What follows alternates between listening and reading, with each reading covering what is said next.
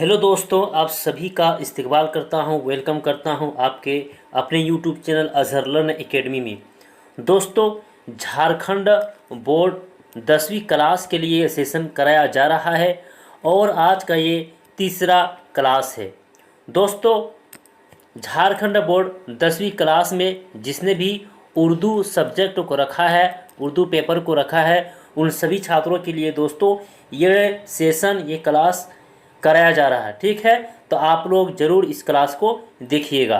दोस्तों, आज हम लोग जो पढ़ेंगे वो अफसाना भीख को पढ़ेंगे। आपके सिलेबस में अफसाना भीख दिया हुआ है, इससे सवाल आता है, इसलिए आज अफसाना भीख को हम लोग कवर करेंगे। दोस्तों, इससे पहले 2 क्लास हो चुका है, तो जिसने अभी तक नहीं देखा है तो जाकर देख लीजिएगा, आपको इसी चैनल में मिल जाएगा। ठीक है, आज ये तीसरा क्लास है। आप लोगों से रिक्वेस्ट है कि आप लोग इस सेशन को, इस क्लास को शेयर ज़रूर कर दीजिएगा दोस्तों, ताकि अभी तक जिसको नहीं पता है उसको पता चल जाए कि झारखंड बोर्ड 10वीं क्लास उर्दू के लिए दोस्तों यूट्यूब में फ्री में क्लास कराया जा रहा है। ठीक है, चैनल पर अगर पहली बार आए हैं तो चैनल को सब्सक्राइब जरूर कर लीजिएगा, बेल आइकन को प्रेस कर लीजिएगा, ताकि आने वाले हर एक वीडियो का नोटिफिकेशन आपको सबसे पहले मिले। तो चलो दोस्तों, आज हम लोग अफसाना भीख को पढ़ेंगे, जिसका मुसन्निफ, जिसका राइटर, जिसका लिखने वाला हयातुल्ला अंसारी है। ठीक है, अफसाना भीख के बारे में भी जानेंगे और इनका जो मुसन्निफ है इनके बारे में भी मुख्तसर में जानेंगे। तो आगे बढ़ते हैं और आज की इस क्लास को स्टार्ट करते हैं। दोस्तों, अफसाना भीख पढ़ने से पहले हम लोग अफसाना भीख का जो हीरो है, जो मुख्य किरदार है दोस्तों, उसके बारे में जान लेते हैं, ताकि आपको समझने में कोई दिक्कत का सामना ना करना पड़े। ठीक है, तो सबसे पहले दोस्तों हम लोग किरदार के बारे में जानेंगे कि कौन कौन किरदार है इस कहानी में। 1 नंबर में जानेंगे दोस्तों कैलाश के बारे में। किसके बारे में? कैलाश के बारे में। और सबसे ज़्यादा मुतहरिक दोस्तों कैलाश ही का नाम आपको देखने को मिलता है इस कहानी में। दूसरा नंबर में दोस्तों रजनी है, एक छोटी सी लड़की है दोस्तों, इसके बारे में जिक्र किया गया है। रजनी की कुछ बहनें हैं, उनके बारे में भी जिक्र किया गया है। इसी तरह दोस्तों 3 नंबर में कैलाश की बहन है दोस्तों, उसके बारे में भी जिक्र है। तो मेन दोस्तों यहाँ पर कैलाश और ये रजनी, इनके बारे में ज़्यादातर यहाँ पर जिक्र किया गया है। ठीक, तो चलिए दोस्तों कहानी को पढ़ते हैं। ठीक है, हयातुल्ला अंसारी ने अपने अफसाना भीख में कैलाश और उसके ख़ानदान की पहाड़ी सियाहत की कहानी सुनाई है। कहानी क्या है दोस्तों, वो जानते हैं। गर्मियों से निजात पाने के लिए किसी पहाड़ी मकाम का रुख करते हैं। कौन रुख करते हैं दोस्तों? तो याद रखिएगा, ये जो कैलाश है दोस्तों अपनी बहनों के साथ गर्मियों से निजात पाने के लिए पहाड़ी मकाम का रुख करते हैं। ठीक, आगे देखते हैं कहानी में क्या होता है। ऐसे ही एक मौके पर कैलाश अपनी बहनों के साथ मोती नगर की हसीन और दिलकश वादी में पहुंचता है। कहाँ? मोती नगर में, जहां चारों तरफ कुदरती हुस्न बिखरा पड़ा हुआ है। ठीक, चलिए, कैलाश उस पहाड़ी हुस्न में ऐसा खोया कि बहनों को नौकर और सामान के साथ डाक बंगले की तरफ रवाना कर दिया और खुद तन्हा रास्ता की दिल फरीबों से लुत्फ़ अंदोज़ होने के लिए चल पड़ा। यानी दोस्तों वह जगह कैलाश को इतना अच्छा लगा कि उसको देखने के लिए वो वहाँ पर रुक गए और बहनों को, है ना, अपनी बहनों को नौकर और सामान के साथ डाक बंगला की तरफ जाने के लिए कह दिया गया। कुछ दूर निकलकर कैलाश एक पत्थर पर बैठ जाता है। ठीक, थर्मस से निकालकर एक प्याली चाय पी। यानी दोस्तों कैलाश के पास एक थर्मस था, उसमें चाय रखा हुआ था, तो उसने थर्मस से चाय निकाला और उसे पी लिया। कुछ देर सामने के मंजर से लुत्फ़ उठाया और फिर आगे चल पड़ा।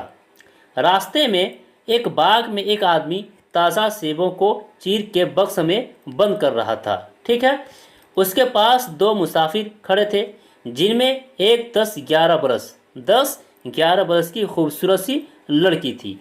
वह फल वाले से हंस हंस के बातें कर रहे थे। ये है दोस्तों कहानी। आगे देखते हैं कहानी में क्या कुछ और होता है।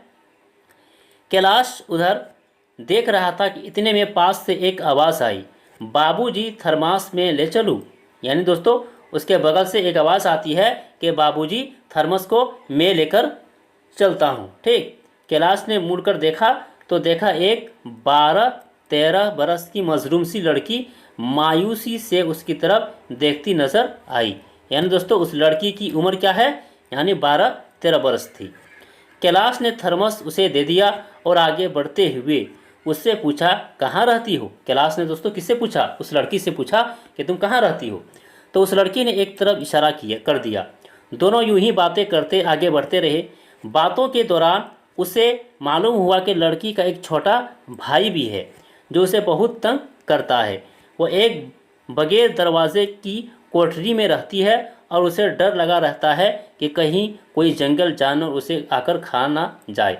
यानी दोस्तों जो 12-13 बरस की जो लड़की थी उसका एक छोटा भाई का जिक्र किया गया।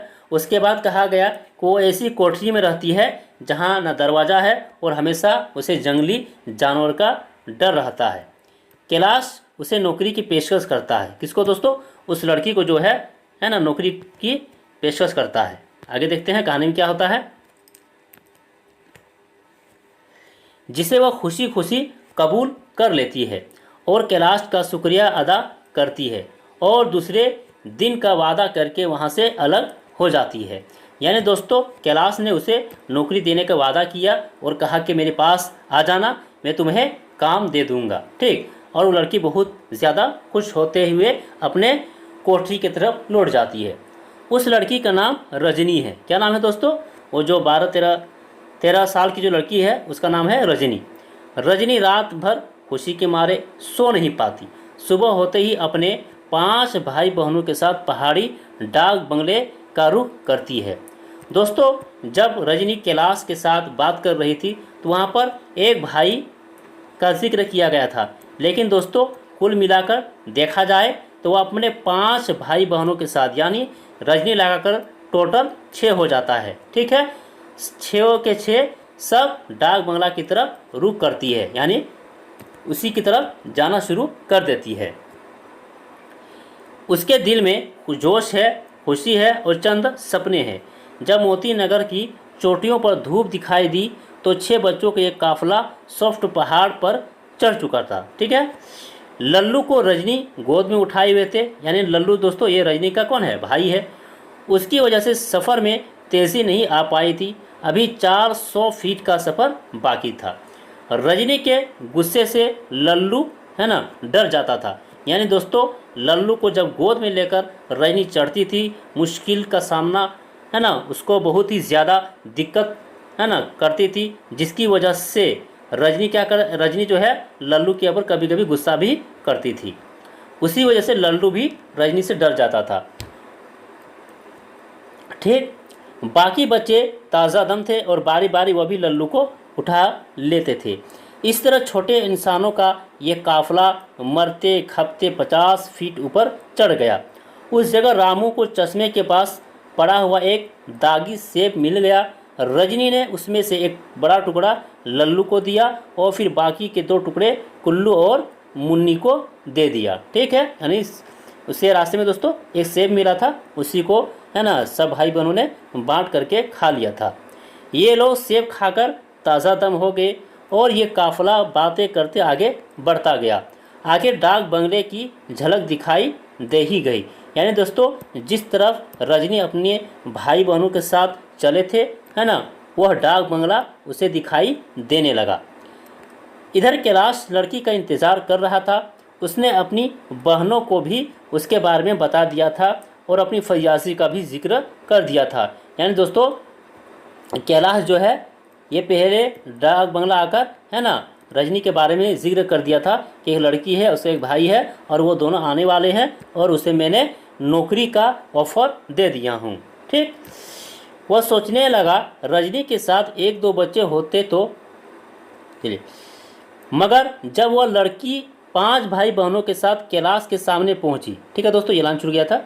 मगर जब वह लड़की 5 भाई बहनों के साथ कैलाश के सामने पहुंची तो उसकी सारी फराख दिली और फयाजी हवा हो गई। किसकी दोस्तों, कैलाश की, क्योंकि कैलाश ने सिर्फ रजनी और उसके भाई को दोस्तों नौकरी देने का ऑफ़र दिया था और कहा था कि मैंने काम पर रख लूँगा, लेकिन वहाँ पर देखता है कि दोस्तों 5 भाई बहन के साथ एक खुद रजनी भी शामिल है। ठीक, तो यहाँ होता क्या है, कैलाश उसे देखकर दोस्तों उसका होश उड़ जाता है। वह सोचने लगा रजनी के साथ 1-2 बच्चे होते तो उन्हें पाला जा सकता था, लेकिन इतनों को कैसे पाला जा सकता है। यानी दोस्तों रजनी अगर अपने एक भाई के साथ यहाँ पर आती तो उसे पाल सकते थे, लेकिन यहाँ पर तो टोटल 6 हो रहा है, कैसे इनको पालेंगे। अब आगे क्या होता है, इधर कैलाश की बहनें भी उसके मेहमानों को देखने के लिए वहाँ आ गई, और जब उन्होंने उससे पूछा कि भैया इन सब को ले चलोगे, तो वह क्या हुआ, झुंझला गया। कौन, यानी कैलाश, गुस्से की वजह से। ठीक, और रजनी से कहने लगा तूने तो कल क्यों नहीं बताया कि तेरे साथ इतनी बड़ी फौज है, सबको मैं कहाँ रख सकता हूँ। रजनी पर बिजली सी गिर पड़ी। यानी दोस्तों कैलाश का कहना था कि अगर मुझे पहले ही बता देता कि तुम्हारे पास या तुम्हारा और भी भाई बहन है तो मैं कुछ और सोचता, लेकिन तुमने कहा था कि मेरे पास सिर्फ क्या है, एक छोटा सा भाई है, तो मैंने वही सोचकर तुम्हें यहाँ बुलाया था। लेकिन यहाँ पर देखा जा रहा है कि टोटल 6 भाई बहन है, तो मैं सबको कैसे रख सकता हूँ, पाल सकता हूँ। तो यही सुनकर दोस्तों रजनी पर एक बिजली सी गिर पड़ती है कि एक तो इतनी ऊपर है ना पहाड़ की चढ़ाई करना, और फिर यहाँ आकर दोस्तों इस तरह धमकी सुनने को मिल रहा है, तो वो काफ़ी मायूस हो चुकी थी। उसने नफ़रत से अपने घिनौनी फ़ौज को देखा और 5 मिनट बाद ये फ़ौज नाकामी और नामुरादी के साथ वापसी का सफ़र करने को तैयार थी। यानी दोस्तों वहाँ पर उसका कोई सहारा नहीं था, तो वो क्या करती, रजनी अपने भाई बहनों के साथ दोस्तों वापसी का है ना सफ़र का इरादा कर लिया। लेकिन कैलाश के लिए आसान न था कि उनको यूं रुखसत कर दे। उसकी हमदर्दी ने उसे फिर आवाज़ दी, उनके लिए कुछ तो करूं। चुनांचे कैलाश ने रजनी को पुकारा और 2 रुपये उसके हाथ पर रख दिए। कितने, 2 रुपये कैलाश ने रजनी के हाथ पर रख दिया, यानी सफ़र का खर्चा समझिए। रजनी अपनी फ़ौज के साथ मायूसी से वापसी हो ली। वो अपनी फ़ौज के साथ बाज़ार पहुंची, थोड़ी थोड़ी पूरियाँ खरीदती गई और भूखे बच्चों के पेट की आग बुझाती गई, और यूँ वह 2 रुपया देखते ही देखते ख़त्म हो गए और वह काफ़िला फिर उसी कोठरी में पहुंच गया। यानी दोस्तों रजनी अपने भाई बहनों के साथ है ना वापस आ गई, और उसको जो 2 रुपये दिया था वो रास्ते में ही ख़त्म हो गया था। जहाँ भूख थी, सर्दी थी और खौफ था, कहाँ पर, यानी कोठरी के अंदर में। उन्हें फिर भूख सताने लगी और रजनी बच्चों को अंधेरे और डर के आगोश में छोड़कर पड़ोसियों की दिया का इम्तिहान करने निकल खड़ी हुई। यानी दोस्तों वो काम के लिए निकल पड़ी, कौन, रजनी, ताकि उसके जो भाई बहन है उसका पेट भर सके। तो ये था दोस्तों अफसाना जो भीख है दोस्तों, उसका एक है ना उसकी एक कहानी है जिसे हम लोगों ने देखा कैलाश, रजनी और उसके बहनों के बारे में। ठीक, तो ये था दोस्तों अफसाना भीख के बारे में। आगे अफसाना भीख का जो मुसन्निफ़ है दोस्तों हयातुल्लाह अंसारी। कौन है, हयातुल्लाह अंसारी। से भी याद रखिएगा दोस्तों, ये एग्ज़ाम में पूछा जाता है, हयातुल्लाह अंसारी। यानी आपको अफसाना भी याद रखना है और अफसाना लिखने वाले का नाम भी याद रखना है। तो हयातुल्लाह अंसारी के बारे में देखते हैं दोस्तों, है ना, मुख्तसर में देखते हैं। हयातुल्लाह अंसारी का मुख्तसर तारुफ। इनकी पैदाइश 1911 है और 1999 में इनका इंतकाल हो गया था। ठीक, हयातुल्लाह अंसारी लखनऊ में पैदा हुए। कहाँ पैदा हुए दोस्तों, लखनऊ में। कब पैदा हुए, 1911 में लखनऊ में पैदा हुए। 1926 में मदरसा फिरंगी महल से मशरिकी उलूम की सनद हासिल की। अलीगढ़ मुस्लिम यूनिवर्सिटी से BA किया। तालिब इल्मी के दौरान ही कौमी तहरीकों में दिलचस्पी पैदा हो गई थी। महात्मा गांधी से अकीदत की बिना पर वह कांग्रेस में शामिल हुए। यानी दोस्तों हयातुल्लाह अंसारी जो है ये महात्मा गांधी से बहुत ही अकीदत रखते थे और उसी की बिना पर वह कांग्रेस में शामिल हुए और आखिर वक्त तक कांग्रेसी रहे। 1937 में हफ्तावार अखबार हिंदुस्तान जारी किया।